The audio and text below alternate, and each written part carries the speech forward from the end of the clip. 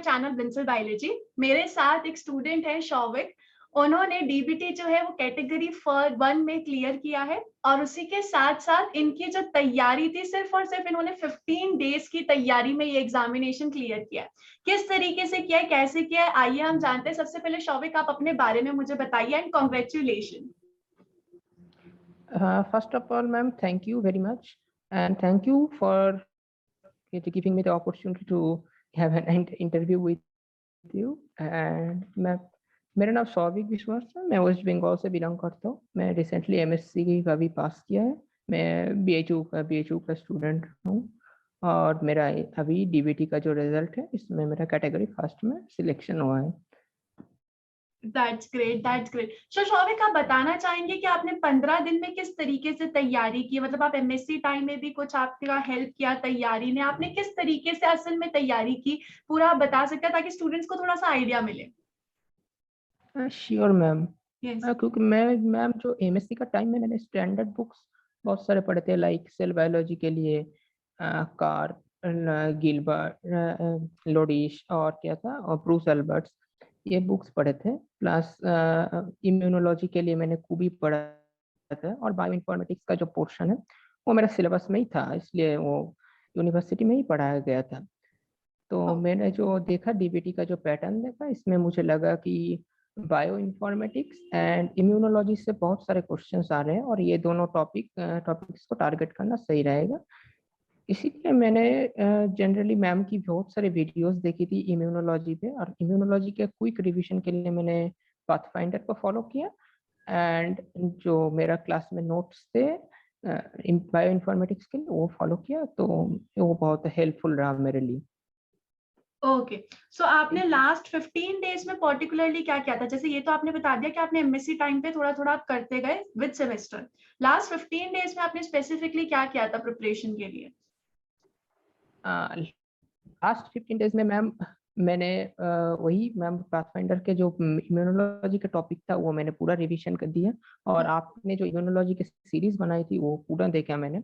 उसके short short notes बना लिए कि क्या पढ़ना है, और बायो इन्फॉर्मेटिक्स ये पढ़ा। पर मैंने जो पीवाईक्यूज थे जो करना चाहिए थे, पर वो मुझे देख नहीं पाया क्योंकि टाइम बहुत कम था, इसलिए पीवाईक्यूज ने सिर्फ 1 या 2 दिन पहले जस्ट एक क्विक ओवरलुक देखा कि क्या पीवाईक्यूज थे, कुछ सॉल्व किए, कुछ नहीं हुए, पर वो छोड़ दिया। और जो इसका जो स्टैंडर्ड था इस एग्जाम का, तो kind of similar like CSIR part B questions. तो मुझे लगा कि सेल बायो के क्वेश्चंस या जेनेटिक्स के अगर कुछ क्वेश्चंस आते हैं नॉर्मल, तो हो जाएगा। इसीलिए मैंने उसको ज़्यादा मतलब तब नहीं पढ़ा, क्योंकि मैंने वो पहले कुछ पढ़ रखे थे। यही मैम, और कुछ स्पेशल नहीं किया मैं। अच्छा, और कुछ? आपने बहुत कुछ स्पेशल कर लिया शौविक। तो आप बोलना चाहते हैं कि 15 दिन में आपने जो जो आपने चीजें पहले से पढ़ी थी उनको और आपने अच्छे से पढ़ लिया, और लास्ट के कुछ दिनों में आपने प्रीवियस ईयर क्वेश्चंस को सॉल्व किया। तो प्रीवियस ईयर क्वेश्चंस इतने अच्छे थे तो मेरे ख्याल से आप सारे के सारे तो नहीं कर पाओगे। तो आपको लगता है कि आपको थोड़े नहीं और? मैम, हाँ हाँ। नहीं मैम, एकदम ही नहीं कर पाए। मतलब एकदम मैं ही बोलूंगा कि 100% दे पाए, बिल्कुल नहीं। अच्छा, तो मतलब आपको लगता है कि अगर आप थोड़ी सी पहले शुरुआत कर लेते तो आपका प्रीवियस ईयर क्वेश्चंस और कर पाते? तो मतलब इसका कुछ रीजन था कि यस आपको मैम। सिर्फ 15 दिन ही मिले? मतलब आपका कोई यूनिवर्सिटी एग्जाम चल रहा था, ऐसा कुछ था? एनीथिंग? यस मैम, 15 दिन मुझे इसलिए मिले क्योंकि मेरे 15 दिन या 15 या 16 दिन पहले ही मेरा सेमेस्टर का एग्जाम खत्म हुआ, फोर्थ सेमेस्टर का। और फोर्थ सेमेस्टर का मेरा जो मेजर पेपर था वो इससे कम्प्लीटली अलग था, और ओ, उसका मतलब इस एग्जाम के कोई सिग्निफिकेंस नहीं था उस पेपर से में इसका। तो फिर तो पढ़ना मुश्किल था। तो शौविक, स्टूडेंट्स को आप क्या बोलना चाहिए? क्या स्टूडेंट्स को स्टैंडर्ड बुक पढ़नी चाहिए? अगर कोई स्टूडेंट समझो एमएससी से प्रिपरेशन शुरू कर रहा है डीबीटी की, तो क्या उसको स्टैंडर्ड बुक्स पढ़नी चाहिए? बिल्कुल मैम, स्टैंडर्ड बुक्स तो मैम बिल्कुल पढ़नी है, क्योंकि स्टैंडर्ड बुक्स का जो कॉन्सेप्ट क्लियर होता है मैम, वो किसी भी नोट से क्लियर नहीं हो सकता है, क्योंकि स्टैंडर्ड बुक्स इसी तरीके से लिखा जाता है। और वो डिपेंड करता है कि किसका कौन सा स्टैंडर्ड बुक सुटेबल हो, वो डिपेंड करता है। पर किसी भी स्टैंडर्ड बुक्स अगर उठा ले तो उसमें जो लिखा रहेगा वो अलग ही लेवल का कॉन्सेप्ट देगा। प्लस फ्यूचर में क्या रिसर्च होता है उसके में उसमें वो भी लिखा रहता है। अलग सा बॉक्स मिलता है जो चैप्टर के एंड में, उसमें लिखा रहता है। तो जैसे तो सेल मैंने बहुत बायोलॉजी की हेल्पफुल है। हाँ हाँ हाँ बोलिए। मैं नहीं वही बोल रहा था कि बहुत हेल्पफुल है वो, जब अगर रिसर्च करना चाहते हैं फ्यूचर में उनके लिए तो बहुत हेल्पफुल है। जैसे अगर मैं बात करूं समझो सेल बायोलॉजी के लिए बहुत सारी 4-5 ऐसी बुक्स हैं जो हम बोल सकते हैं बहुत ही अच्छी है, स्टैंडर्ड बुक्स सीएसआईआर नेट के पॉइंट ऑफ व्यू से भी और डीबीटी के। तो स्टूडेंट्स को कोई एक ही फॉलो कर लेनी चाहिए जो भी उनको हेल्पफुल लग रही है, कोई एक बुक वो फॉलो कर ले। मैम एक बुक मैम 100% तो मैम नहीं हो सकता है, हाँ क्योंकि हाँ। जब मैंने सेल बायोलॉजी पढ़ा था तो मेरा जो सेल साइकिल था, सेल साइकिल का जो पोर्शन था वो मैंने ब्रूस एल्बर्ट से पूरा पढ़ा था। पर वो ओके जो मैं जब वो रिसेप्टर का बात आता है, जब टीजीएफ बीटा रिसेप्टर और आरटीके जो ये सब जब रिसेप्टर का जब सिग्नलिंग पाथवे जाता है, तो वो मैंने लॉडिस से फॉलो किया था। ऐसा मतलब कुछ अलग अलग बुक्स देखने पड़ते हैं।